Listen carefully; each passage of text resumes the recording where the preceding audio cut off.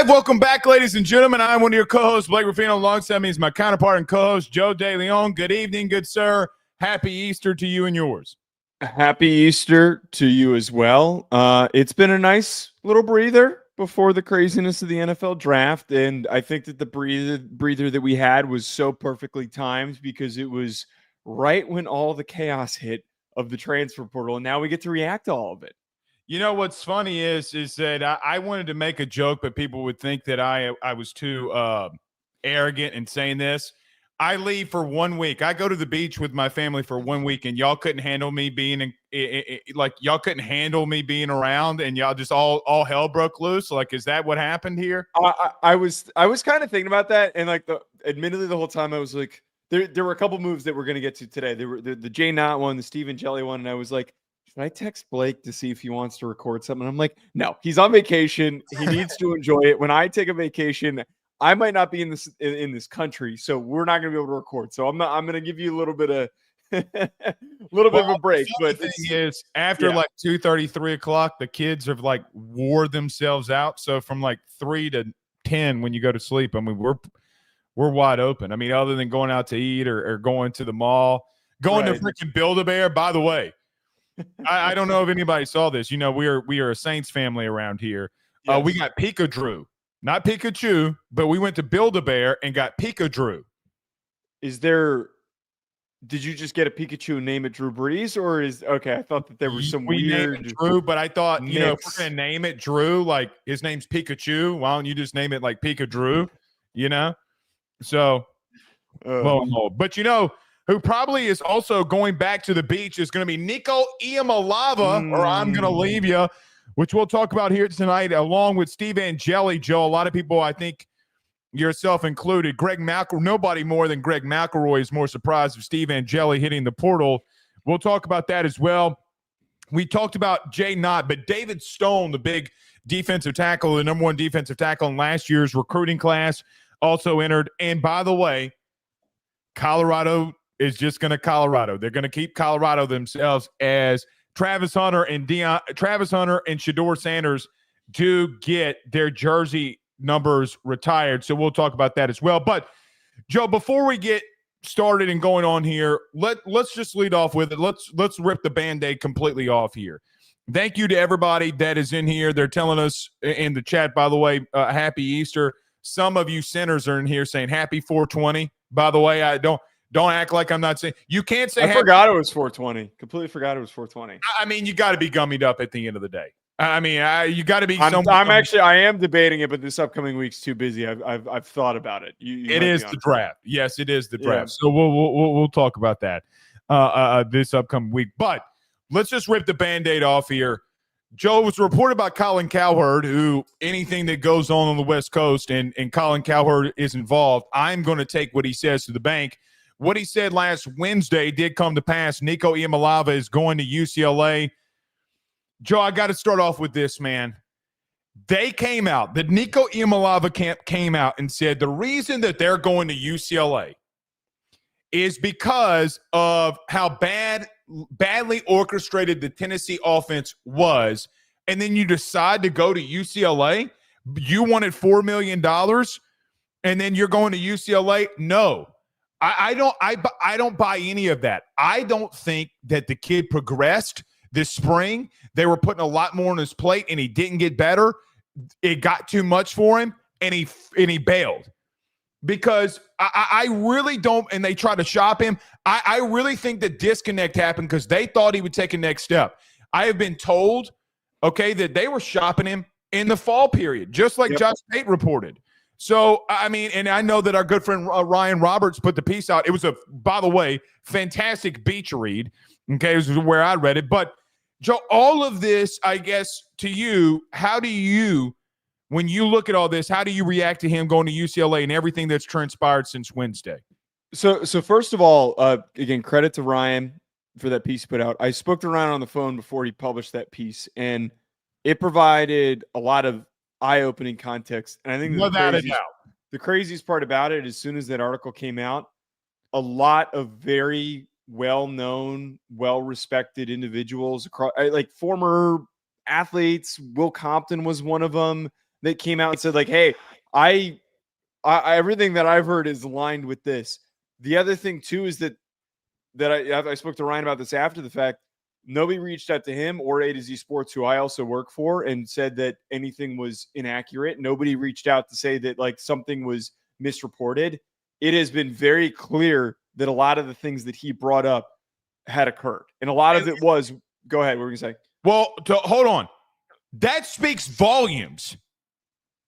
Yes. Considering the fact that Nico's camp has been continuously doing what they're doing, for them not to go after a post that got like over 500,000 impressions on Twitter. Yes. You can't, they didn't attack it because it was the truth, by the way. So continue. Yes. Just throwing it out there. What was the truth in that piece is that they tried to threaten Tennessee essentially after you had brought up they were shopping them in the fall. They threatened Tennessee by saying, if you don't improve the offensive line, we want $4 million. They weren't satisfied with the additions along the offensive line, which they actually had some pretty big names come in. They had Sam Pendleton come in from Notre Dame. We talked about David Sanders coming in from the offensive lineman, the 5-star that's apparently looked amazing in spring ball. That wasn't enough for them. So they went out of their own way without Nico's knowledge of reaching out to schools. Notre Dame wasn't interested. Oregon wasn't interested. Lo and behold, here we are. I think that this claim that they're trying to control the narrative and to say that Nico needed to play somewhere that was going to better prepare him for the NFL is the biggest load of bullshit that we possibly could have heard out of this. We are all not that dumb. Nico's dad and his representative are trying to act like Tennessee was not going to get him to the NFL. Meanwhile, Hendon Hooker was in the Heisman running until he suffered a season-ending injury and would have been a first-round pick. His career hasn't exactly panned out because of said injury.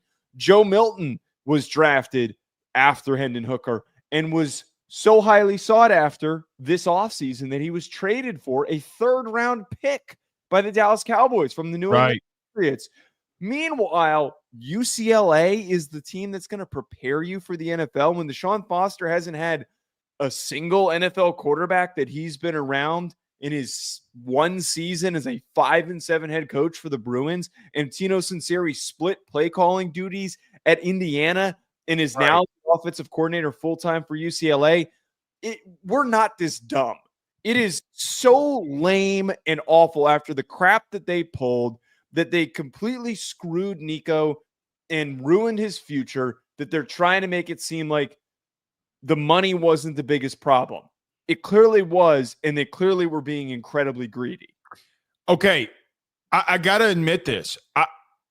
I don't think the kid wanted to be there, and I think the only reason that he would have stayed would have been for the money. Because there's no way that you thought on the open market that you were going to get that kind of money. There's no way. Unless they're just that naive. Okay? Joe, he was committed somewhere within a week. And I texted you this and I tweeted this out. All those other schools were bullshit. Yeah. Like I talked to people at Tulane. Remember the story headline on Tuesday morning was that Tulane was in the mix. I called 3 staffers at Tulane. None of them knew that I was calling. Called them all around like 7:30, 8 o'clock in the morning. On vacation, by the way. I was like, y'all going after Nico? They were like, no. I mean, we had a conversation with him, but we're not like actively pursuing him. No. From what I understand from the people out of Tulane in New Orleans was that the kid literally could not talk to a coach without his dad on the line. That doesn't surprise me. Well, and because every time Tennessee and the Spire group tried to get him to do an NIL thing, he would call his dad, and his dad would say, you ain't got to do that. Do you understand how stupid that is? These people are seeing you. Yes.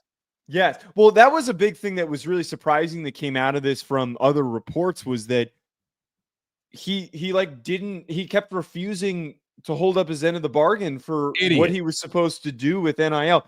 I think one of the funniest parts that came out of this, and you tagged me in it, Nick, the father, was so desperate to try and get people on his side that he reached out to It was like Blue Blood something. It was some troll account to Boomer Sooner, the Boomer Big Game Boomer.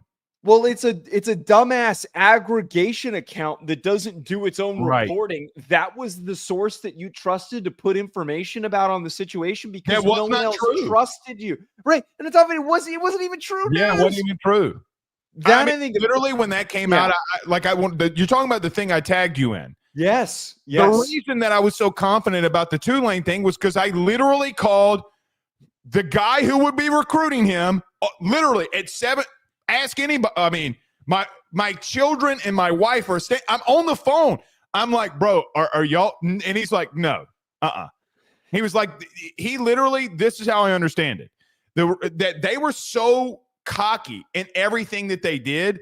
They literally thought that he was going to be. They literally believe that going into next year's draft, that he's going to be the number 1 overall pick. They truly believe that. Now, I will ask you. Let's kind of get on the field here because out of all the chaos and the bullshit, I mean, is UCLA better for this? Do they have the personnel around them? I mean, what does this mean for Nico? And by the way, it's not as if that UCLA didn't even bring in another quarterback. They brought in Joey Aguilar from App State, who was not a bad quarterback. Yeah. So there's a trickle effect here. I guess now on the field, like, what does this even mean? What does this mean for you, I should say? Well, their best receiver, Sturdivant, left to go to Florida. They don't really have any playmakers that I think are going to be big-time guys that are better than what he was throwing to at Tennessee, and they just made moves this offseason to improve that overall offense. I think the craziest part about all of this is that emphasis by Nick, the father, and everybody, that they're trying to prepare themselves better for the NFL. Forget the roster for a second.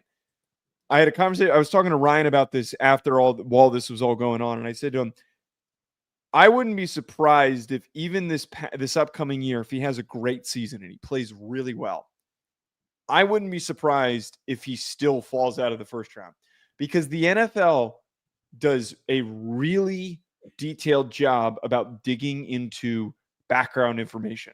They do a really detailed job on character. And I don't think that Nico has character issues, but teams don't want to have to deal with the whole BS with a family like this, where they're going to be calling in and making demands. Why would a team draft a player when there's a theoretical risk that the player could hold out on his rookie contract? Like he could demand that the amount that's being given to him isn't enough for the standard of expectation. Like they were willing to hold out in a situation that they shouldn't have. What means that they wouldn't do that in the near future? I just don't think the NFL is going to want to touch him after this. The only reason that wouldn't happen would be due to the fact if he did go in the first round or the second, that they have the rights for him for, like, I mean, that would be the only reason. And if he goes in the first round, then he's got the fifth-year option to where, and then they can franchise tag you. So, I mean, like, he could feel like he's got leverage. I don't think he has leverage in the NFL like he does here, because there's no repercussions here. Now, you said one thing about we're trying to get to on field, but you said one thing about character that I want to get to. Brother, how many times do I have to talk about quarterbacks and like things that you do that I just don't like? This is one of them. Taking the Instagram, okay, and I don't even know. I know exactly verbatim for what he's trying to say. I don't want my quarterbacks talking about, oh, I'm throwing the game, FQ, like, you know, like all this stupid shit. Yeah. Hey, you already have shown that you're unprofessional. Now you go to Instagram and showed you were unprofessional. It's why I didn't like – look, I'm trying to be consistent. It's why I didn't like Caleb Williams. It's why I think he will have struggles. Quite frankly, it's what I didn't like about Shedeur Sanders. It's why I admire guys like Jaydn Daniels. It's like why I admire guys – name another one that's come out. It's why I love Bryce Young, to be honest with you. Like when everybody was freaking out about Bryce Young, no, don't freak out about him. He's going to figure it out. When you have those type of dudes, okay, that are professional on the field and off the field, that at that position, leaders of men. Now you're going to UCLA. Joe, at the end of the year, I don't think they can beat USC. Like, looking at their schedule, I don't think that they can go to Ohio State and win. I don't think that they can go to Indiana and win. I don't think that they can go to Michigan State and win. Okay? And just being blunt, I don't think they can beat Penn State. What is Utah? So, like, right out the gate, I mean, I don't know how much he elevates them. And the stuff around him, okay, like the stuff around him, I don't think is good either. I really think that this kid is going to be, as a talent, I think he's fine. I think he's above average. I mean, he still went 19-5. Like, everybody was trashing him, and I know he didn't play great in his first year. He wasn't trash. Like, the way that we're describing him, okay, we gotta put our hands up for just a moment. The kid was not trash like we try to paint him. Go ahead. Well, the problem with that is, statistically, of all the quarterbacks, he's the most gifted that Josh Heupel has had. But statistically, he was the worst. Yes. No, but statistically, he had the worst quarterback season under Josh Heupel. The worst season. I mean, the only other one that I could think, and I know that you're saying physically, I mean, he did have Dylan Gabriel. And I know physically you say that the kid's small in stature. Gabriel made every throw. Look, man. I'm trying to see if I can find the I had it bookmarked, the stats. Who, Nico's? No. His stats compared to like all the other Heupel quarterbacks. I don't have it bookmarked. While you're looking that up, all I would say here is this. Okay. I do think that he can work himself into that. And maybe being on the West Coast where he's from, maybe they can take a little bit step back from that. Right? Maybe because UCLA is not going to be in the spotlight of the SEC, a team that's going to try to run and make a playoff, maybe the spotlight gets off of him. And it probably was too much. But I will tell you this. This kid has had more than this problem. Again, it was about the money when the booster flew out a private jet to go pick up his ass. Mm-hmm. Okay? He's been an issue. So I don't know if he's going to stop just being an issue. And he calls out Josh Payton his Instagram. He didn't name him by name, but saying, I was trying to play. Brother, he never said that. Never, not once did Josh ever say that you tried to throw a playoff game. What he said was, and which has been confirmed, tried to hold out, is that multiple people refuted this take, by the way. This wasn't just Josh saying shit. Multiple people. No, he was the first one that came out. But then when he came out with it, I mean, everybody's like, no. And listen, there's one thing that I know about being in this business. When everybody's agreeing on everything, it's a problem. It's a problem. It more than likely, like a 98% chance that it happened, the probability. Here's what I want to ask you, too. Joey Aguilar from App State went there. Now, the kid had a off year, but so did App State. But in 2023, he damn near threw for 4,000 yards, 33 touchdowns, 63% completion percentage. Did have 10 interceptions. He had 14 this year too. So he's got a turnover problem. But what does this kid do?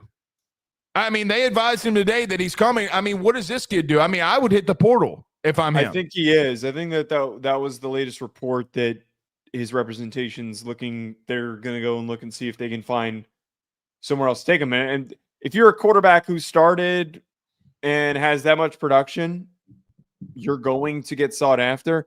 I sincerely doubt. 24 interceptions in 2 years would scare. I mean, like, I understand. Listen, from a UCLA perspective, Nico's ceiling is 10 times higher. Right? Yeah. Like, I mean, Alex brings up a really funny point here. What if he goes to Tennessee? that Tennessee should do that. That'd be really funny if we're going to get to an ad break, and we're going to talk about Steve Angeli. Look, I do think that they're on a look. Let's talk about Tennessee too before we wrap up. I know that this is a long segment. I know that everybody is on Tennessee's side right now. Let's talk about the truth. No. Tennessee is not better off for this season. Not yet. Because did you see that spring game? Did you see what happened at quarterback? I mean, everybody's like, oh, this kid's going to be better than. Come on. You're going to have to run out of true freshmen. So for this season, long term, you might be okay. This season, you're not. I don't think that you will be. They got to go find a quarterback too. Like, let's not. Everybody I feel like everybody's acting like Tennessee's just going to be fine. I don't want to go there. I mean, like Nico still let him do a playoff. Okay. Like, are you expecting a true freshman kid and George McIntyre to come in here and based off of what you saw at a spring game, a kid can barely throw it 27 yards. Are we going to act like that this kid can lead them to where they want to go? Let's not do that either. They've got Merklinger as well, who I think that might be the expectation for who starts for them. And we talked a little bit about how we basically knew nothing about Merklinger coming into the spring game when all this had happened, when we had taped that segment and posted it in the midst of all this. I still really think their starter is going to come from the portal, and there's not a lot of sexy options. Joey Aguilar is one that we're kind of laughing about. Like, if that was what the swap was, and if Aguilar played better than Nico, it'd be even funnier. And we're going to talk about Steve Angeli being an option. There are options. There aren't great options. Part of me does wonder, as the portal window just opened up, if said player has not entered the portal yet. We all know tampering happens. I wouldn't be surprised if we didn't see someone of a relatively big name coming from a decent program doesn't enter the portal if Tennessee doesn't try to push them to do so. Or do they go on a small little rebuild? I mean, they're losing a lot on defense. They're losing their running game. They're losing their best defensive weapon. I don't know what they do. It's good. Tennessee is fascinating to watch what's going to happen there. But yes, I do agree that there's definitely you got to get one of them. Why wouldn't you? Right? Like, why wouldn't you try? Right. Try. Like, by the way, hold on now. You got $2 million to work with. Right. And what's been pitched out there, Avery Johnson, Kevin Jennings, who we've talked really highly of SMU, is kind of like hey, maybe you can convince him to leave. Again, there's not like a lot of like enticing names that are at programs that wouldn't have the money to just match whatever offer Tennessee throws out there. Hold on. I don't want that to happen now. I don't want. Well, but we both know that's going to happen. Like, we both know that that's very strong possibility. Well, and listen, it goes to the point that I made on last Sunday's show. I know it was recorded, but whatever. So literally more than a week ago we had this conversation. The kid Trent said it twice, meaning Nico. Because if Tennessee pulls a kid that's a starter at another premier school, yeah, brother, it's gonna be a frenzy, because then everybody will do it. Everybody will do that. Like, if my quarterback has his bad spring, I'll just throw out my team, the team that I cover but am a fan of. What stops LSU from going out there and offering Avery Johnson $1 million the following year? You get what I'm saying? Like, what I just think that already happens. Like, I think that already name that happens. I don't have sourcing on that. Like, no. Not about sourcing. I'm talking about reality. Name a starting quarterback that's literally been sitting and has been a starter established, that a team that didn't have a quarterback just went out there and paid for. It has not happened. Well, I'm just trying to think if there's an example of. I think it happens at other positions. Like, I think at other positions, we don't know of the conversation and the offer being made before the player enters the portal. But there's plenty of examples that we could sit here and speculate and say that probably was the case, where a player happened to hop in the portal and very quickly made a decision on where they were going. We could say Carson Beck would be the place that I thought you would go, but the kid had a UCL tear. He had Tommy John. Also going to go. Well, Beck and Cam Ward were the first two that popped in my head, but then they were both in the same boat where they were going to go to the NFL draft and were going to probably get drafted later than they were hoping, and decided to go back to school and get an offer to go play somewhere else. Yeah. Yeah. I'm with you there. I'm with you there. Very interesting situation going on here. All right. So, Joe, let's get to our first break here, and let's talk about our good friends over at betonline.ag. But first, I have that exact hat that you're wearing, too. It's a beautiful, beautiful display. Our good friends over at Melin. Dude, those Melin hats are absolutely ridiculously comfortable. But tell the people about that hat that you're wearing there. So I got to admit, you've worn these hats so many times, and I've been a little jealous. I haven't said anything to you, but I've been a little jealous. Like, I keep seeing you wear it, and I'm like, it looks like a nice ass hat. And before I got this sent to me, and they started sponsoring our show as well because they love you so much, it leaked over. They loved you so much that they decided to also bring me into the fold. So should I get like some cut of your pay then? No, absolutely not. Well, you technically are. We're sharing the damn ad read money. What are you talking about?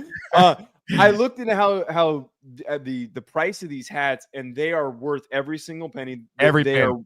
Go to melin.com. The biggest selling point that I've given, I love to go golfing. I took this golfing with me the other day. Every other golf hat I have, worn it 3 times. They've fallen apart, completely fallen apart after a couple times.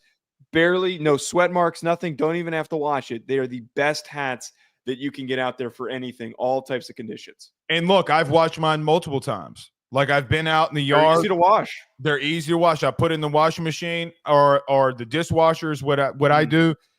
Look, I am a hat wearer. Yes. Okay. I am a hat wearer. Everybody knows that watches this show. There really is. I've talked to them about getting custom hats for just myself. Like I'll pay it's that great.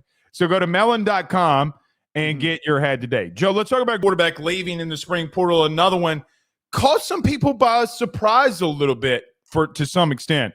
But Steve Angeli, the last year backup quarterback for Notre Dame, has entered the transfer portal. A lot of people have linked Tennessee to this. Now, I don't want to go there yet. Let's start on Notre Dame. You would know more than most. I'm going to kick this one over to you. But Steve Angeli going into the portal, Joe, before he even did, the whole Greg McElroy thing and everybody talking about him, being the second coming of Burrow, don't act like I wasn't going to talk about that. But this kid did have a really good drive in the playoffs. I think a lot of people are just shocked based off of the drive that he had. He enters the portal. What can you share with us on him? After we did the segment talking about the quarterback race at Notre Dame, and we were speculating like, oh, wow, it really doesn't sound like anybody's separating. I dug into it a little bit more, did some more reading, talked to some people that were able to give me information on that cover Notre Dame and kind of shine light into what's been happening. And there's been a very different outlook on this race than I thought. Kenny Minchey and CJ Carr have been spectacular. And Steve Angeli has been exactly as we've portrayed him. Very high floor, but he is nowhere near as high ceiling as either Carr or Minchey. Minchey, and we saw this in the spring game, Minchey was extremely mobile and athletic. He did a freaking backflip after he scored a touchdown. I saw that. CJ Carr was pinpoint accurate, and he was very decisive. And none of the big plays came from Steve Angeli. Steve Angeli did just enough. And I think that Marcus Freeman has always been a player-first coach. And from my understanding, the way that I read into this, he wanted to narrow the quarterback race down to 2 guys. You can't have a 3 QB race going into the fall. And I think that he was extremely blunt and direct with Angeli and just told him, hey, look, we're moving to the next 2 guys. If you're looking for another opportunity to play, go do what's best for you. I think that for Notre Dame's fans' sake, because those are the people that are going to be tuning into this segment, I believe that this is a positive sign because when was the last time that Notre Dame had a quarterback battle where you had 2 guys that were relatively highly recruited that were doing this well that they pushed a guy out that everybody thought was going to be a quality player that did great things for you and I kept having. Remember, I would always joke with you about, Notre Dame's tampering in the portal again at quarterback. And they didn't have to do that this year. No, well, the truth is, for the first time in the Marcus Freeman era, I feel like we go into a situation not knowing we've not seen that quarterback at Notre Dame before. Like last year, you had Riley Leonard. Well, you saw Riley Leonard at Duke. You knew what you were going to get with him.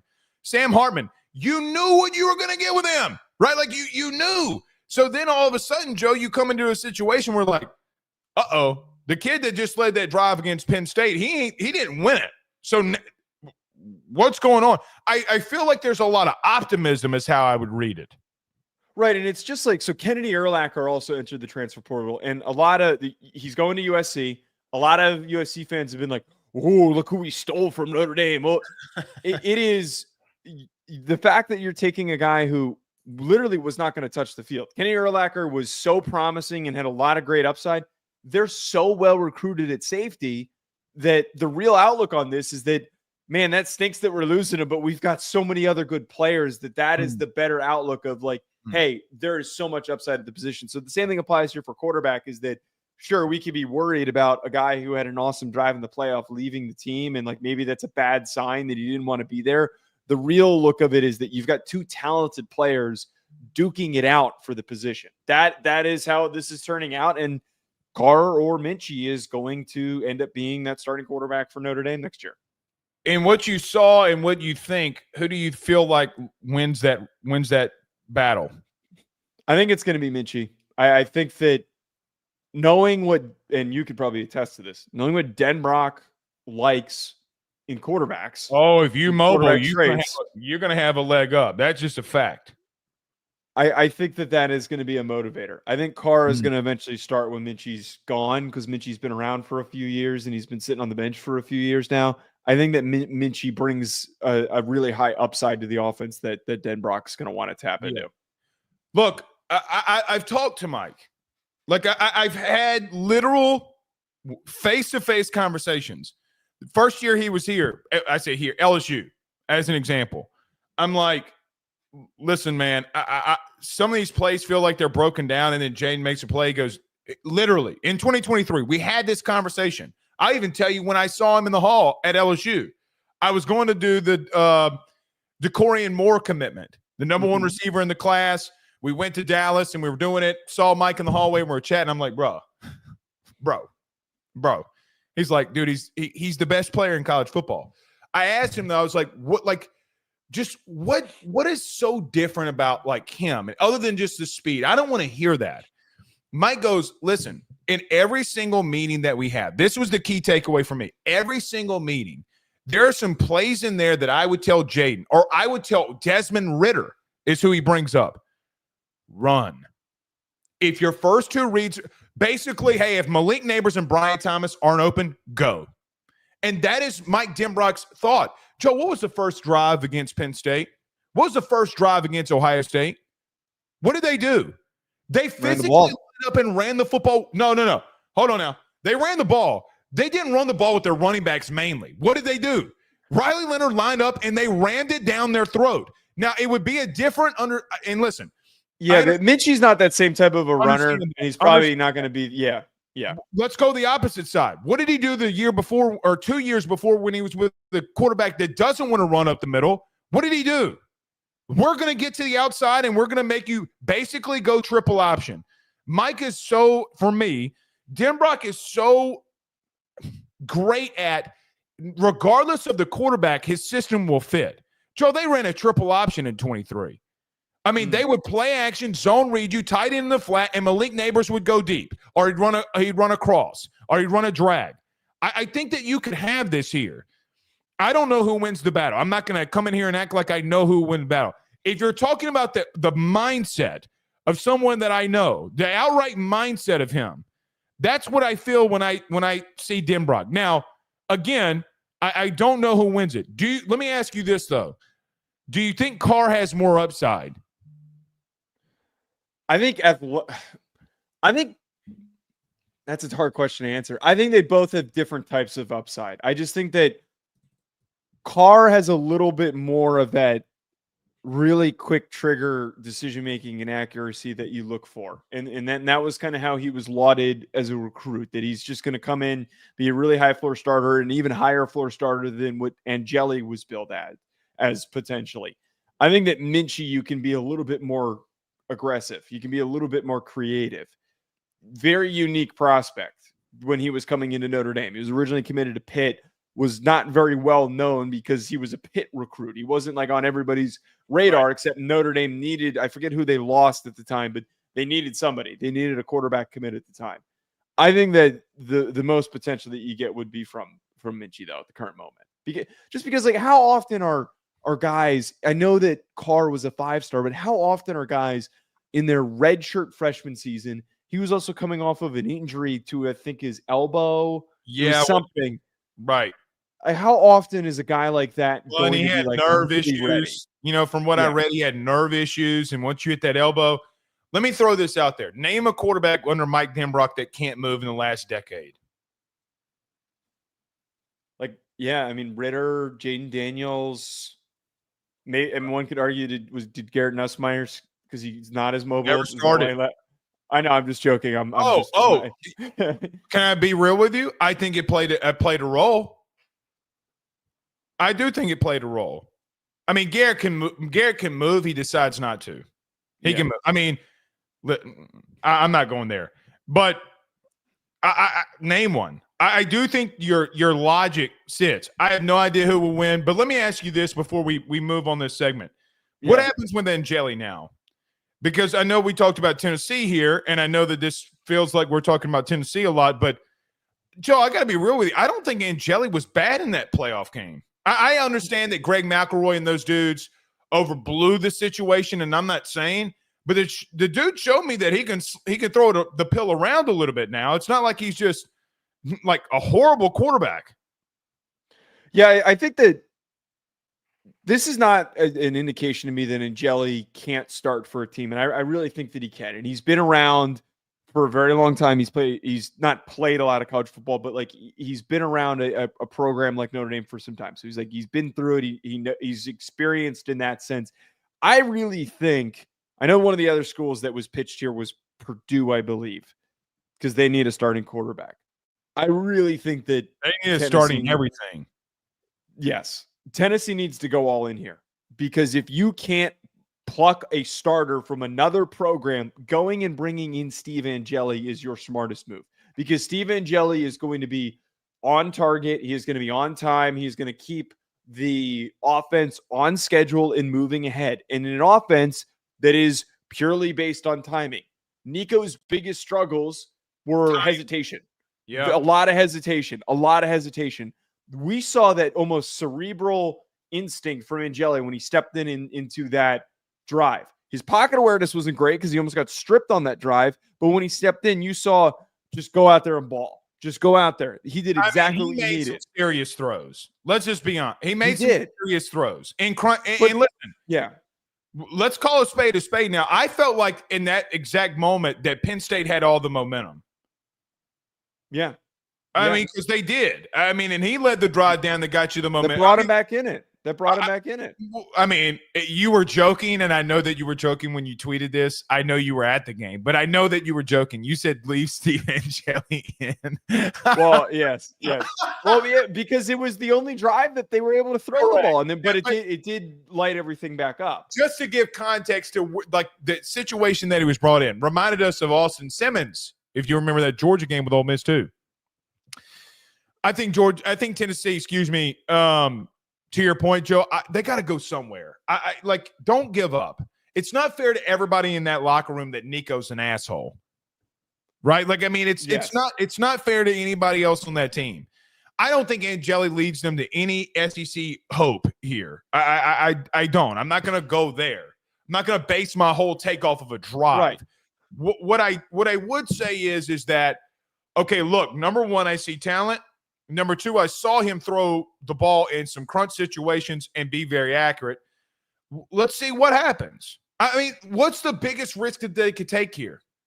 Well, there is no risk. Now, if they identify somebody else that's better, fine, right? Like, I mean, fine, go that route. And they may be going a completely different route.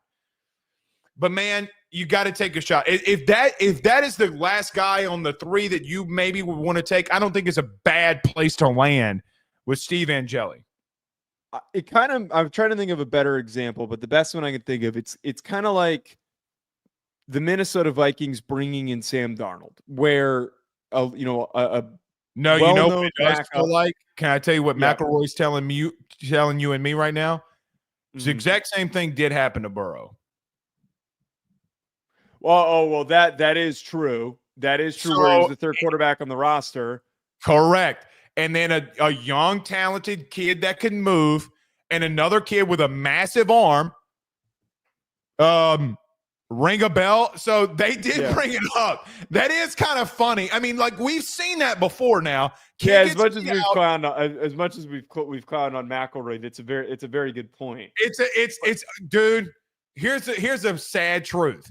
It's goddamn almost identical.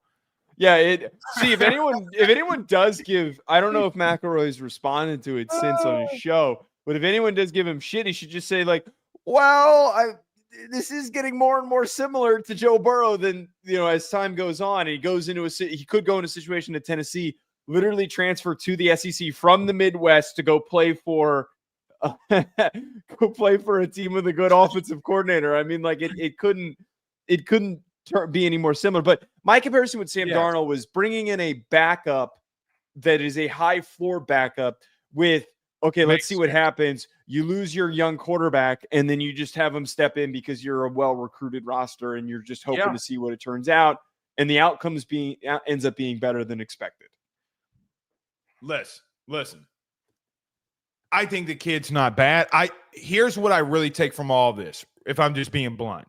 When I saw that the kid went in the portal, my God's honest opinion was, oh, shit. Like, there's got to be serious – either one or two things happen. Either, number one, Marcus and them missed, right? And the kid's going to go somewhere and he's going to have a great year, and maybe they should have kept him.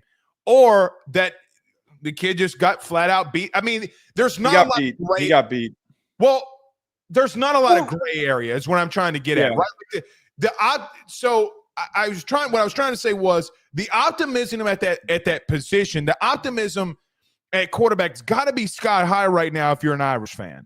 Like, it's got to be just because of based off of everything that you're going on. So again, one or two things could be true, but the optimism has got to be high. So that's how it ended there. All right, Joe, before we get to our good friends over this great state, ain't no love in Oklahoma. Let's talk about our good friends. By the way, hold on. Yes. Did you know that Cheribundi is doing gummies now? I'm still waiting for my care package to come in. So listen. Listen to me. I'm not BSing here. Yeah. This is an ad read, and we're going to tell you it's an ad read based off of our good friends over at Cheribundi. But I'm going to add into this. Joe, over the last year, I've lost 100 pounds. A lot of people know this, okay? Mm-hmm. Inflammation, working out, tired, need a little bit of a boost, deoxitizer. Dude, this stuff works. I am a living proof that if you like, this works. So, but tell the good friends over our good friends over at Cheribundi. Yes, Cheribundi. I'm waiting for my care package to come in. That's getting sent to me. You and I are both health nuts. We try to get any edge that we can. And from what I've read into, Cheribundi has some really, really great stuff.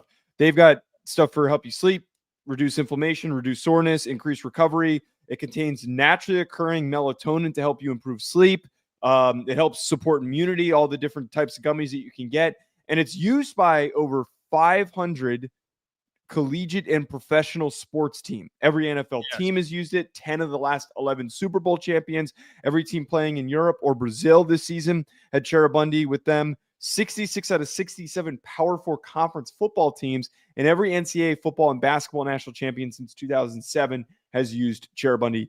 Their products are on Amazon, cheribundi.com, and any retailers nationwide, including Publix and Kroger. Go check out Cheribundi. That's spelled CHERIBUNDI.com. It really does work, man. I'm telling you, y'all should look into this. I'm excited. Right. I'm excited to try it. Yeah, it's really good, man. Don't take the sleep time gummies unless you're ready to go night-night. I'm serious. I'll take your word for it. I'll take your word for it. Don't do it. Don't do it. I accidentally took one that I thought one time on the show. I accidentally took a nighttime one, and I'm like, oh, what's going on?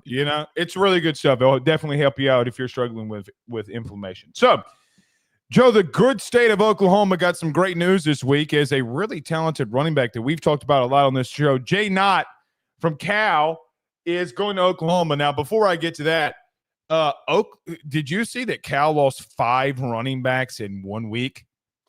The Brian Harsin effect is in full effect, brother. Yeah, there's a little speculation. I talked to somebody about this week that doesn't have direct information on it, but kind of pointed something out to me. Not a lot of people like Brian Harsin. I'm just going to leave it at that. He might be rubbing people the wrong way. How do you look at what happened at Auburn and say to yourself that he's a people person? Yeah, that 4 running backs. 4 running backs? No. 5. That is insane. I really wonder what the hell. Now, separate from that, that's obviously a problem, and Brian Harsin needs to get his shit together because that is going to cause problems for them.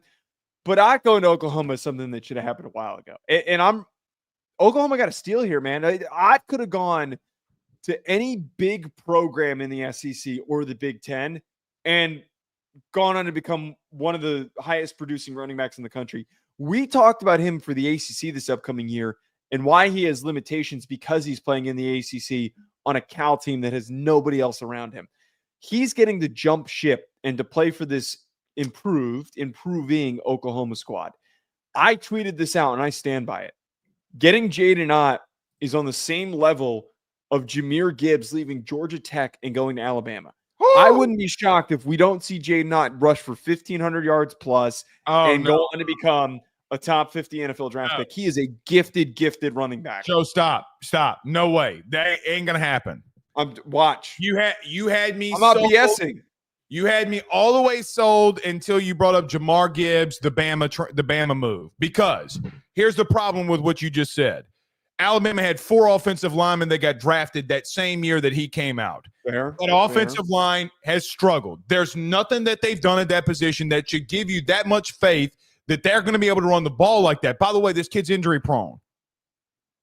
So I got a bad offensive line and a kid that he had 1 year where he was hurt. So let's not call him injury prone. He had 1 year where he was fair. hurt. Okay, fair. I have a kid that's coming off of injury, so none of it really changes for me. A kid coming off of injury and a bad offensive line. And I'm supposed to come out here and think that the kid's going to be the leading rusher in the SEC. No way. There's no way I can go there. Now, here's the one thing that I'll give you that you brought up with Jahmyr Gibbs. The kid had 95 catches at Cal. 95 catches. He had 95 catches for 736 yards and 6 touchdowns in his career in the 3 years he was at Cal. The kid is a steal if you do have a really good offensive line, which they don't. Now, when you talk about Oklahoma and you talk about bringing in Mateer, bringing in a new offensive coordinator, I will concede this. Look, I know that it could be a lot of gray area in sports, and gray areas always happen in sports. I feel like one or two things will happen. Either what happens with you just happened, or what you just said, the kid runs for 1,500 yards. Joe, and if he does that, they're going to a playoff, and John Mateer in this offense takes off. Or number two, we have all this hype about Mateer, new offense, Jaydn Ott coming in, and because of that offensive line, they're still going to get beat. That's where I feel like that you look at Oklahoma. You have a good quarterback. Ott is a really good running back. You have some weapons at wide receiver, but Joe, they had that going into the year last year. Come on, wait. They have the offensive core that they have this year, I argue, is significantly because of the quarterback. Better. Well, because of the quarterback. But I mean, Joe, their entire damn near receiving core. They lost Nick Anderson, and all the rest of them are coming out of injury. I would argue that their offensive line, which had some young guys a part of the unit last year that are able to step up, I think that their offensive line is going to be a lot better this year too. I understand the concerns, but I think that this team gets better. And I can't compare last year to this year. It's not like that they had, young guys that were being developed. It's not like that you rolled 4 sophomores out there and you had a lot of struggles. You went to the portal, upper experienced guys that came back. And the reason that these super seniors, these 5-year seniors came back is mainly due to one thing. They weren't ready to go to the draft because they weren't that good. The only reason a kid's coming back for his 4th, 5th year like that is mainly due to the fact that they have not been good enough, and they weren't good enough. Joe, they continue to go into the portal for the offensive line. Look, I will concede. You could be right. Like, you got a lot of big things coming in with Mateer and an offensive coordinator and Jaydn Ott. But, man, I don't know if I can go there, man. They're going to end up, Joe, I feel comfortable in saying this. They're going to end up with their schedule, a top 7 strength of schedule in the country. You got Texas, Alabama, LSU. Who else do they have in there that they played? South Carolina. Like, you have a lot of teams in there that will be ranked. I don't think they play Ole Miss. I forget. Oh, you got to go to Tennessee. Well, that one's not as big as it once was. Got to go to Alabama. Got to go to Alabama. I mean, hold on now. Like, okay. I don't know if I can go there yet. I'm not pitching that Jaydn Ott Like, I didn't bring up the record. I'm not pitching that Jaydn Ott. Well, if he runs for 1,500 yards, they're going to a playoff. 1,500 yards? That's what DeLeone Sanchez for a year ago. Well, one, I think running back success doesn't always translate to team success because it's not a position that drives team success like it once did. Second of all, we have talked about, after we've analyzed their schedule at one point this offseason, we've talked about how 7-5 is a realistic outcome. They could maybe win 8 games.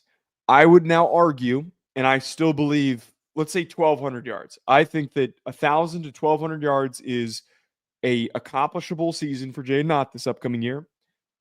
I think that bringing in Jaydn Ott and a weapon that explosive into this running back room takes them from a 7-5 team to a possibly 9-3 team. It increases their ceiling. I'm not saying that they get to 9 wins.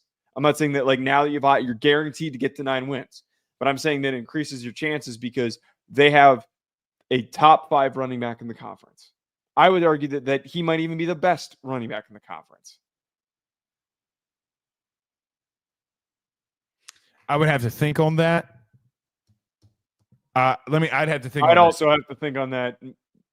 I mean, you should have thought on that before you well, just off the dome, it's I believe in that statement, but like, who did we put in our top 5 running backs list? Like Cedric, our top 5 offensive weapons list in the SEC. Cedric Baxter was one of the few running backs that we put in there, and he's coming off of an injury. Like, he's better than Trey Wisner as well. There's a lot of turnover at running back in the conference. I'm going to say something. Don't freak out. The Bo kid at Florida is going to be insane. I mean, the way that he ended the year, I mean, dog. I mean, literally stiff-arming Walter Nolan into the ground. Let's not act like fair. Okay, I don't know if he's the best. I think that there could definitely be a debate. But speaking of quarterbacks and Oklahoma, we got some breaking news here, Joe.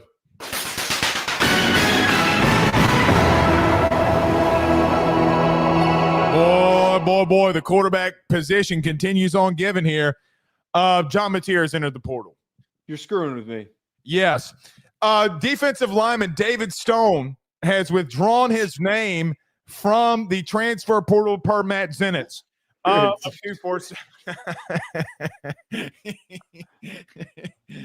That's a crazy thing to do. But continue. Sorry. It's very diabolical. But we were talking about Oklahoma and brought up David Stone, which was our next talking point on Oklahoma. Joe, on this handy dandy notepad, I literally wrote down right here that I think he goes back to Oklahoma. But David Stone has withdrawn his name from the transfer portal. I got to say, let's just call it what it is. Oklahoma's money deposited this week. That's it. I mean, I think that would be very succinct and poignant way of placing it. Yes. We don't really have to spend much time on this segment anymore now because he's withdrawn his name from the portal. We can do that.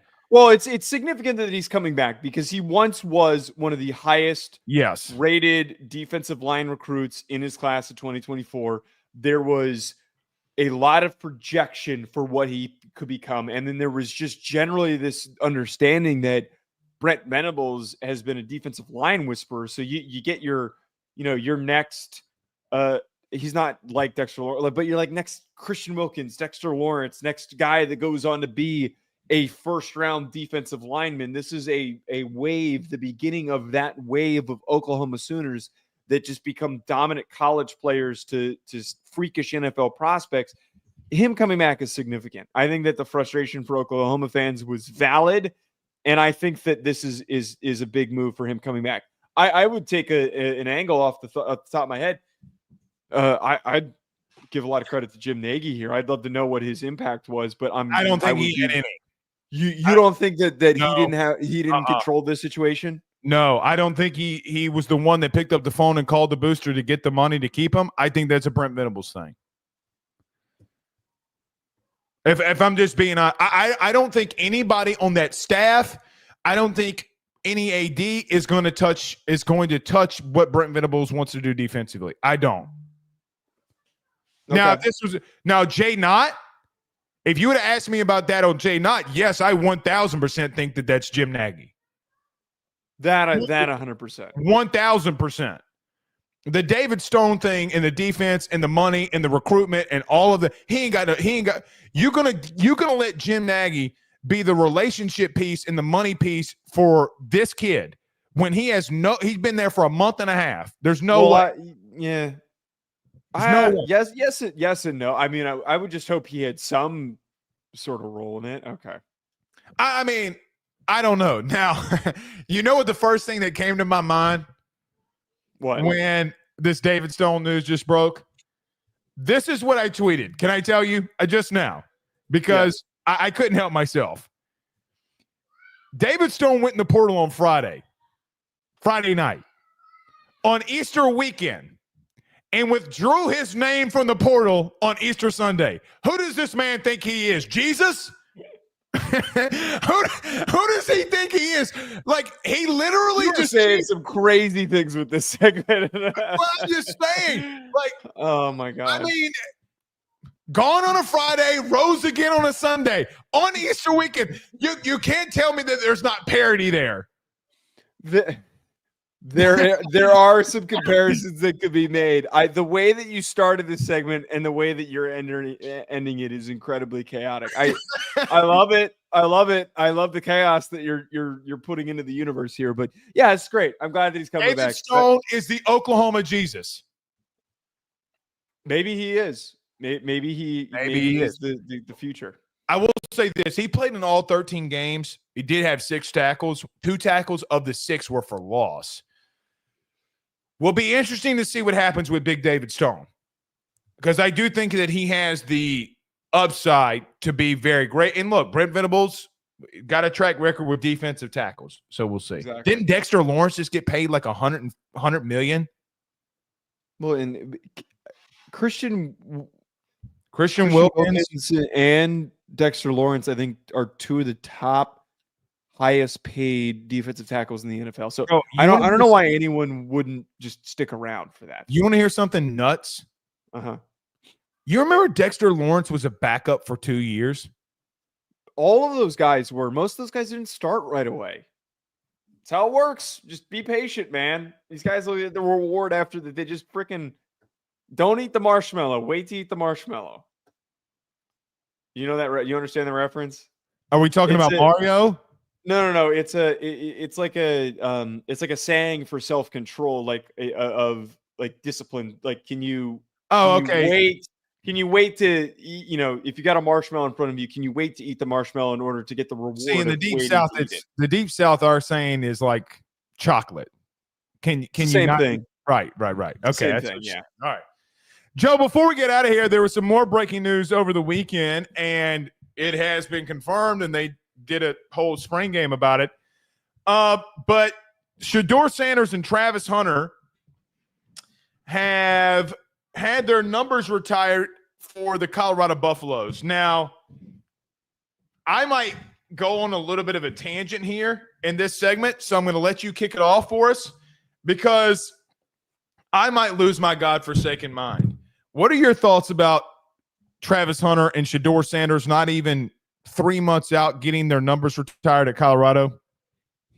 When I was reading into this, I found it really interesting that a lot of former Colorado players who've been extremely supportive of Deion Sanders and the new program, the new regime, the direction it's turning in, they were really disappointed with this. I am not going to pretend I am as upset as a lot of these former Colorado players that were a part of the national championship winning team, some of the best teams in the history of the program.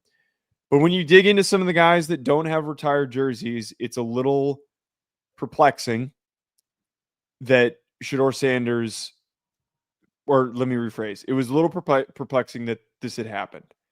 I think that Travis Hunter's jersey being retired in any timeline, it being at the very end of the season, is 1,000,000% warranted. I agree. He did one of the most unique things ever. He's going to go down in the history of the sport of one of the greatest players ever. He won the Heisman. He brought your team and your school to national prominence just as much as DeLeone Sanders did. But the fact that Shedeur Sanders, who had a great college career and did great things for Colorado, who didn't even start his career at Colorado and was only there for 2 years, had his jersey retired before Cordell Stewart, Eric Bieniemy, Darian Hagan, who was the quarterback during the national championship winning team, who was 19-0-1 as a starter during that period of time. And he has a retirement alongside Rashaan Salam, Bobby Anderson, Joe Romig, and Byron White, who are some of the greatest players in the history of the sport. Not Joel Klatt? No. Okay. No, he doesn't go on the list. I think when you put that all into perspective, I think most Colorado fans can understand where we're coming from here is that Travis earned it, man. But they're not like siblings. You don't need to give them both the same recognition. It's weird. Yes. This doesn't make sense to me. I think the best thing for Travis Hunter at the current moment is that he's going to separate himself from them from a just overall situation. People won't agree with that, but I agree that the Travis Hunter thing does not bother me. None of it, timeline, none of it bothers me. Like even any other, with all due respect to those other players that came before Travis Hunter at Colorado, I don't really care when any Heisman Trophy winner gets their number retired, ever. Never have, never will. But here are some Heisman Trophy winners in the last couple of years that don't have their jersey retired. Devonta Smith, Jaden Daniels, Joe Burrow, Bryce Young, Stetson Bennett. And I did throw Stetson Bennett as the only non-Heisman Trophy winner in there because he won back-to-back national titles. Lamar Jackson, Derrick Henry, Cam Newton, Tim Tebow, Johnny Manziel. Oh, by the way, Baker Mayfield and Kyler Murray have statues. Nothing's retired.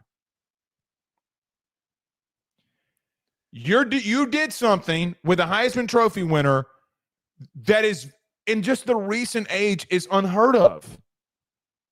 I don't want to say that there's written rules about All-Americans and some of the best that's ever played at Colorado. And look, I understand the value of what Deion and of what Shedeur and Travis have brought that university. Eyeballs do not mean success. Now, Travis Hunter had individual success.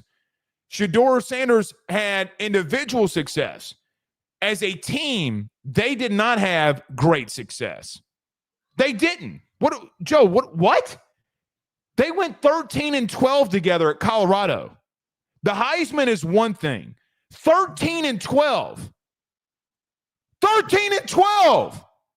Tim Tebow, Graham Mertz this year, who got hurt in the beginning of the season, wore number 15. Nobody at Florida should have ever wore the number 15 after Tim Tebow. No one. He's the greatest Gator ever. You know that, and I know that. And he doesn't have his retired. Burrow, Newton. What? Like, what are we talking about? And again, Travis Hunter, okay, fine. Don't make a mountain over a molehill for a Heisman Trophy winner who did arguably the craziest shit ever, because he did do that. But Joe, it's all eyeballs on me all the time with Shedeur. Every time that we turn around, everything that's not on-field play, it's look at me. Now, I know that this is a college football show. People in Louisiana, all the last 2 weeks, all they can talk about is Shedeur Sanders to New Orleans. All they can discuss. Mm-hmm. Red flags, I'll leave it there. Red flags all over the place. I don't want to. No way. Okay. Last point here. Yes. There is absolutely no way that I am retiring his number. What did he do?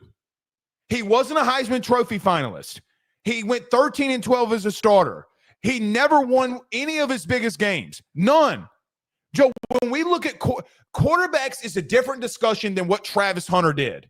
Yes, I agree. Completely different. You are putting him in the prestige of all those guys that I just mentioned. Do you think he's better than Tim Tebow, Cam Newton, Joe Burrow, Kyler Murray, Baker Mayfield, Johnny Manziel? No, he is not. That's the kind of allure that you're trying to put him in a class of, that he's not there. And Joe, last thing, sorry, I just remember this. Last thing. Remember when we talked about the extension for Deion and everybody talked about it was worthy because of the eyeballs?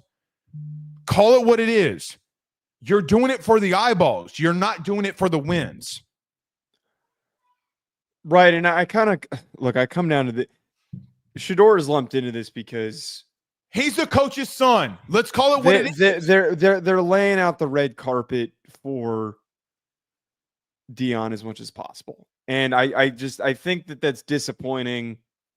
That something as sacred as giving a jersey retirement is kind of, we're moving the goalpost to make it possible just because he was the son of the head coach. And look, I'm a big fan of Shedeur Sanders. I hope the New York Giants draft him as a Giants fan because we need a new quarterback. I don't think that this honor is something that should just be handed out so easily. I don't think it means anything to his character. I don't think it has anything to do with that. But I believe that this is something that you're so badly trying to almost in a way make sure Deion Sanders never leaves. Why? Like, how crazy it would be if Deion Sanders left now after this, that he gets this massive extension and his son's jersey number was retired? Like, why would he ever want to leave? I don't think Deion would ever care about that. What are you going to do? Take it down? I think that he would. I think that. Well, I don't think that they would take it down, but I think that this is just an effort for him to stay there until he retires. I feel like that is the only way is if Florida State opened up and Mike Norvell and they went all in chips with Deion. I mean, it definitely could. Joe, I can't get behind this. I can't. Like, let me ask you this question. Let's say he does stay there for 3 years and Juju Lewis does the same exact kind of shit that he did, or Caden Salter. Then what? What if? Hold on 1 second. Well, no, but that's a really good point. Is that now this gets completely muddied if if Julian Lewis and Salter have better stats and they win more football games, that would be very. What if Colorado won the Big 12 this year and Caden Salter had a Heisman Trophy winning season? Are you going to retire his? Because he would be so wait, this is the whole point of the argument for anyone who wants to like jump in and get upset over this at us. Colorado fans want to get upset at us for this. You need to be ready to make that argument that every player going forward, and there's a really realistic world that Salter with a better roster around him and Julian Lewis with a better roster around him in a couple of years, if this pans out the way that we think it can, you better be ready to defend that those guys' jerseys better be retired. And that's the precedent that they've now set. That's the problem. They have set a weird milestone accomplishment. And if they don't win it, it's just, or if they don't get their numbers retired, it exactly answers the statements that we have just made here, that it was retired because he's Deion Sanders' son. I mean, it's such a low bar. Hey, man, anybody that wins a game at Colorado and Joe, I mean, if they got to a Big 12 title game, that's more than what Shedeur's ever done. Single-handedly. I don't know, man. Like, and by the way, you would be playing for a playoff spot. If they, because they're an automatic bids, you're playing for a playoff spot. That is pure insanity. Pure insanity. Joe, I want to end it with this. When either one of my children does something good, I don't reward the other one off of the other's accomplishment. So, meaning you have stated that Travis Hunter is like a son to you. I'm not gonna give one kid the same just because it's the other. But at the end of the day, he's not your blood son. He's not really your son. I think there's a whole murky water off-field look at me thing that's going on here. And I have stuck up for Deion in reference to the Fran Brown. Those are good things for the game. I'm not saying it's bad for the game. Joe, if any other If any other coach in the country did this, what would we say? We'd be sharing the same criticism. We'd be sharing more because we would hold them to a completely different standard. And we do hold all those other coaches to a completely different standard, besides one. Anyway. No, I agree. I agree with all that. No, you're right. I know I'm going to get my head bit off in this segment, but it's the truth. All right. Well, go buy Melin hats. Eat your cherry berry or Cheribundi gummies. Go bet on BetOnline. Joe, it's great to be back with you, man. This is a great way to return, and we will be back tomorrow. See you tomorrow. Peace.